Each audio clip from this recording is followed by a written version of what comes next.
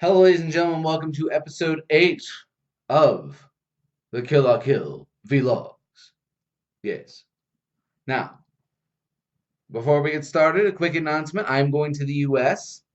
I am leaving tomorrow morning, and I'm trying to record a bunch of videos. Naturally, I got one done for every. I didn't even come close. Uh, I'm about as prolific as a sloth.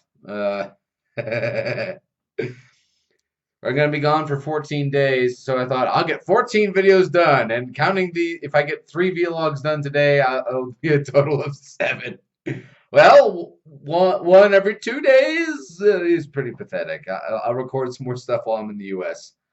Uh, uh, uh, I just made myself sad. I can't be sad. I have a vlog to do. Look, notes and everything.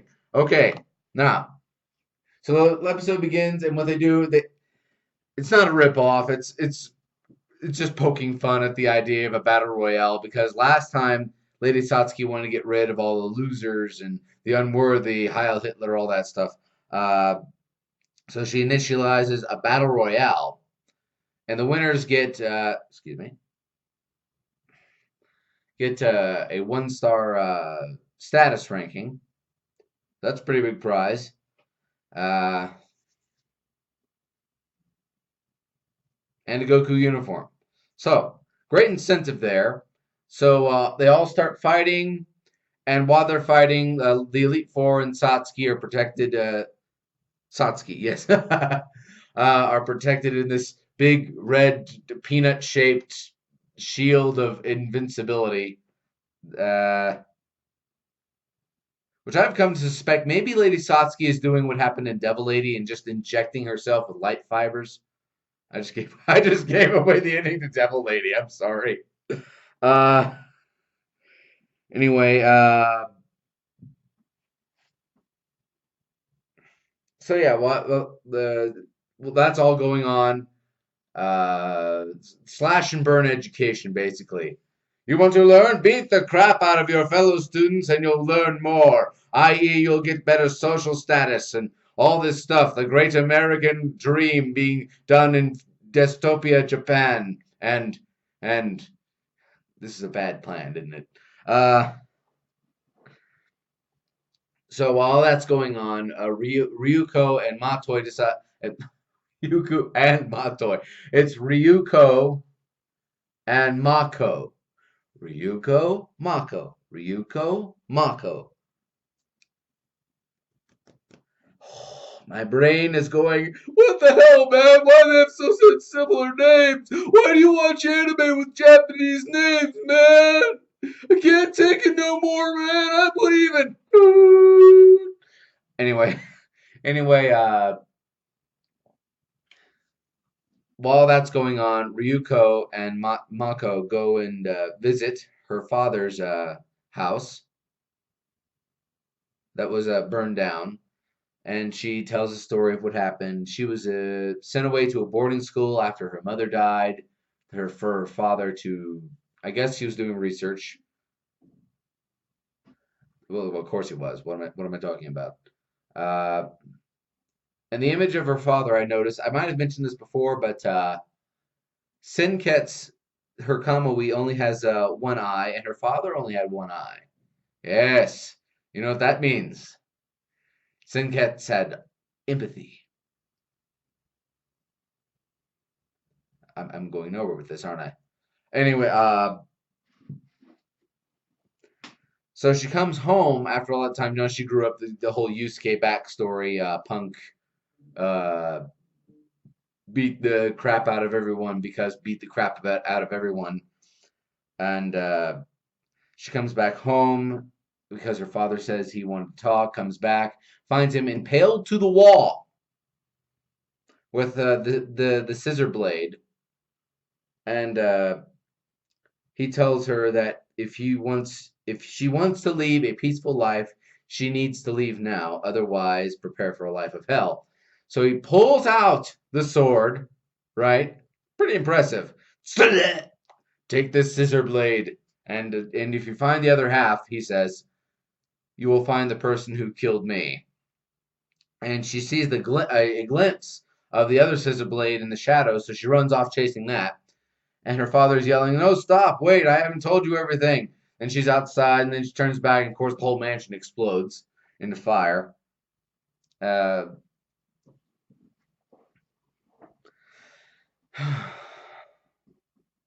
it's kind of sad.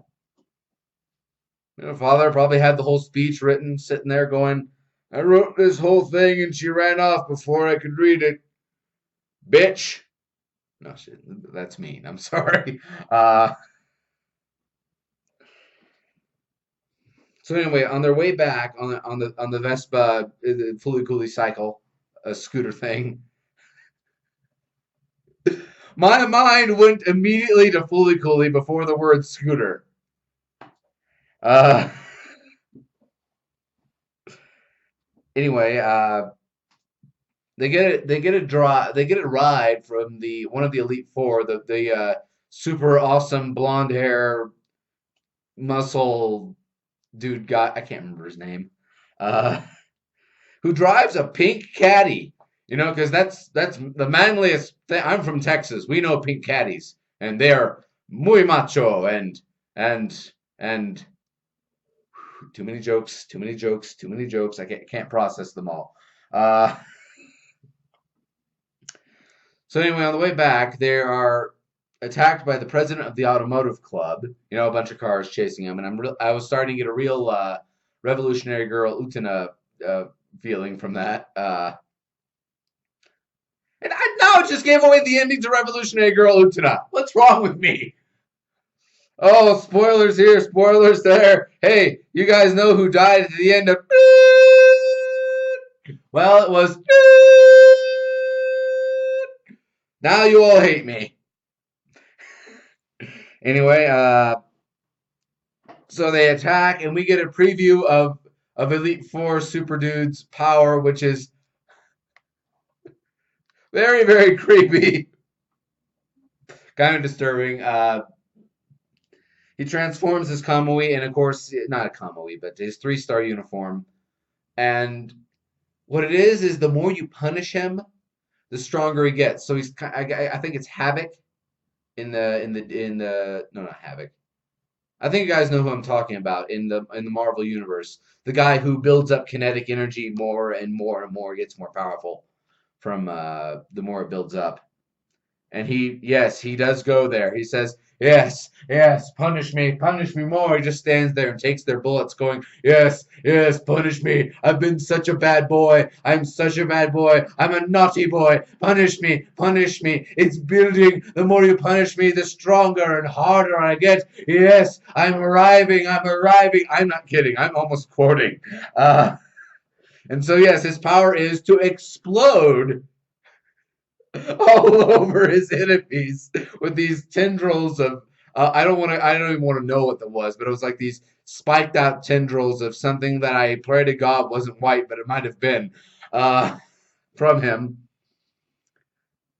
to stab them all through, and so he kills them all, and he still has another form underneath that. So I know he's probably. Please don't let that be called the afterglow effect. It's afterglow 4. Oh, I'm going to hell. I'm going to hell. Uh,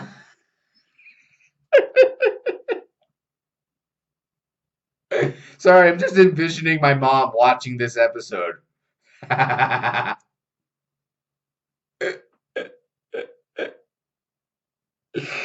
Oh, that's not funny. Oh, that's not funny at all. So anyway, Ryuko got a preview of his power, and we see a flashback to when he first met Lady Satsuki. Very important.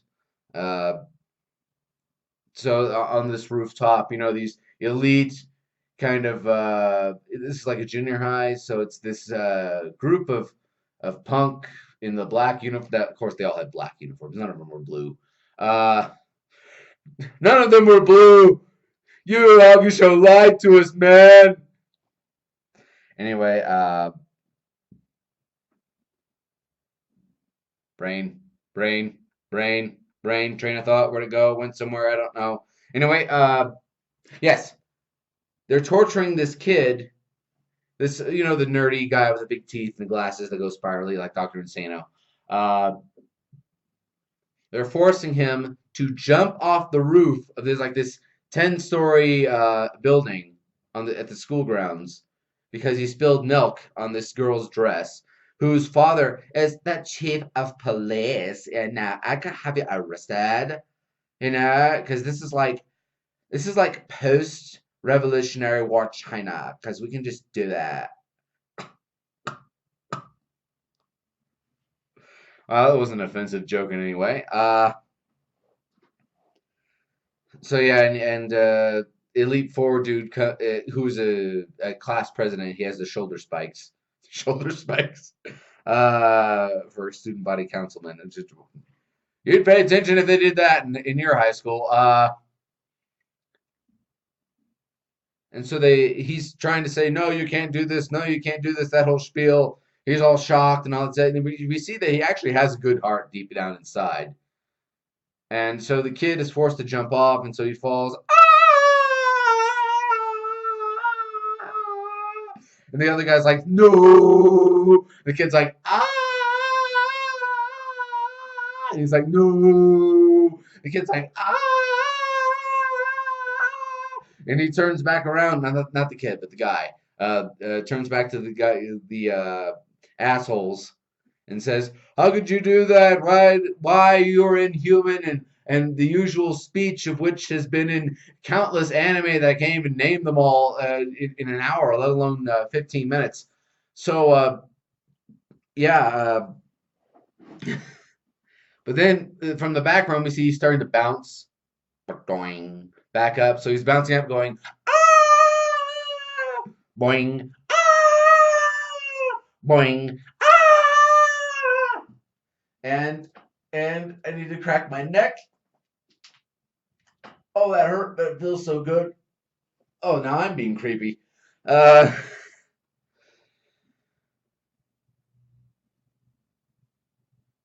and so what happened is that Lady Satsuki appeared and put a trampoline underneath the guy. So, he would bounce up and boing, a boing, a boing, a boing, a boing. And what happened is that she took over the school. She bought the school. She just bought a school. You can do that very easily. And he says to her, "You're just doing the same thing these kids were doing. Use your influence and your parents' power to all that." And she correctly says, "No, I have my own resolve. That's why I'm my own bitch." And and he gets impressed, and so he starts following her like a real creepy stalker kind of stuff. When you read into it too much, like I do. I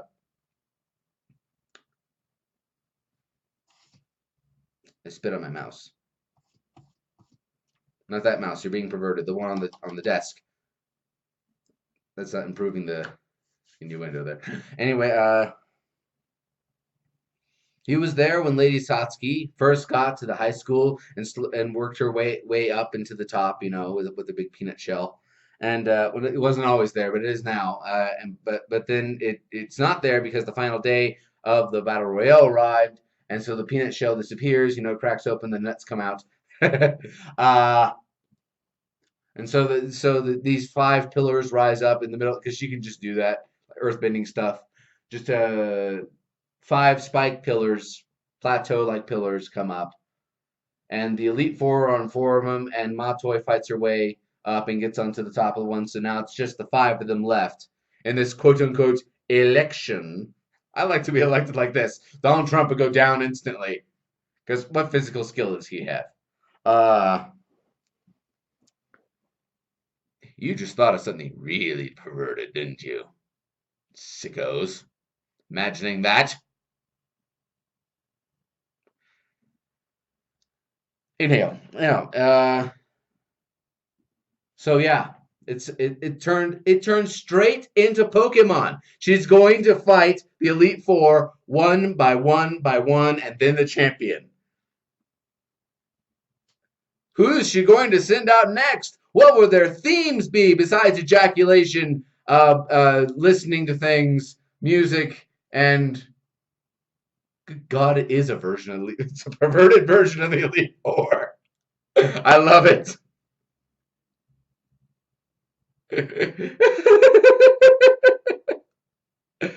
Oh, this is gonna be fun. This is gonna be fun. All right, so I'll see you in the next episode. Wait a minute, I didn't give my thoughts. I'm cutting you guys short. Can't do that. Anyway, I thought this was a great episode.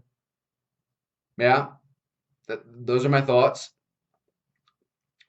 Uh, speculations. Do I have speculations? I don't think Lady Satsuki knows anything about her father's death at all, and she's just goading her on. You know, it was an event that took place completely outside of her. That's what I think is happening. And it's going to be because this is only the 10th episode, so it can't be over that fast. So the first season at 13 is going to end, and we're going to find out that she had nothing to do with the father's death, and that it was someone else entirely, and that basically Ryuko was wasting her time trying to find that out. Well, she might find something out. Like it might be someone under Satsuki's that Satsuki knows about, but she didn't actually have anything to do with it. It was like a inhale.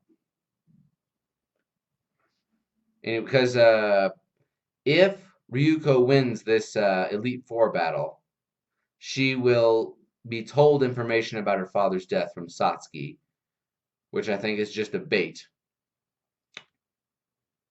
Uh, so yeah, that's what happened in this episode with the vlogs and me talking and the camera and the floor and the wall and the ceiling and the packing for the go to the United States. So just to recap, there may not be so much content while I'm in the U.S. because I will be outside of my glorious studio. I will not have my fancy camera because I'm not going to risk the TSA or customs taking that away from me. TSA will take it away from me because they say, "Oh, this might be a bomb," or Ecuadorian customs might take this from me because they say, "Wait a minute, these are expensive electronics. You need to be taxed." That sort of thing. And if you can't come up with the money for the tax, they take the item away. So it's like going to New Jersey. I'm sorry. Oh, that was horrible. That was horrible. I'm sorry. Oh my goodness. Okay, I'm gonna leave on that note. Wonderful note to leave on, and I'm gonna try and record the next episode if I get to it because we only have 12 hours till the plane leaves. So yeah.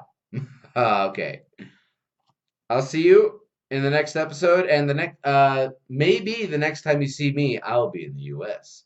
They'll all be in Austin, Texas, and many of you are in the Eastern Seaboard. So yeah. Hello, Yankee friends. How are you?